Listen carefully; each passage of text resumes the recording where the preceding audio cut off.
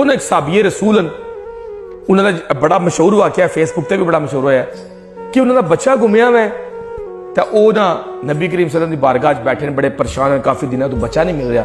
तो एक बंदा नजर आया वै, उस आख्या भी तुसां दा बच्चा ना मैं फलां जगह तकिया खेडन लगे है।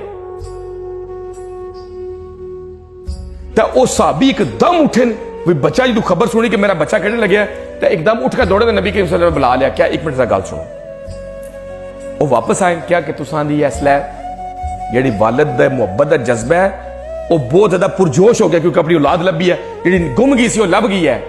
तो देखो तुसां नसे जासो तो अपने बेटे की एकदम गले ला लैसो। तो मैं तुसां की नसीहत करन लगा वां, ये प्यार और मुहब्बत दा इजहार तुसां घर दे अंदर करे, ग्राउंड च ना करे।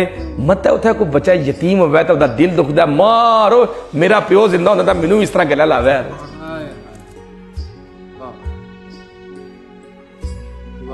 अंदाजा करो तुसी किसी इंसान का दिल रखना किस कदर के चीज है। असां तो कदे सोचिए ही नहीं, बल्कि असां गल ही ऐसी कर रहे हैं कि अगले दिल दुख है।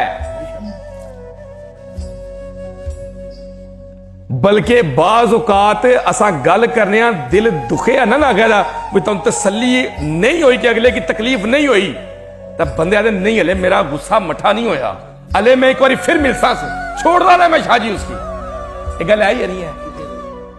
फिर ऐसे अल्फाज का चुनाव करना, ऐसे अल्फाज का चुनाव करना कि उसका दिल दुख जाए कि वह बेचारा सारी जिंदगी इन अल्फाज तड़पदा रहे, फिर कहने मेरे दिल की हूं ठंड पई है।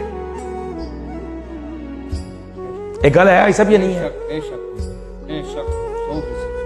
इस वास्ते हदीस में आख्या गया है कि जबान का तस्करा पहले है।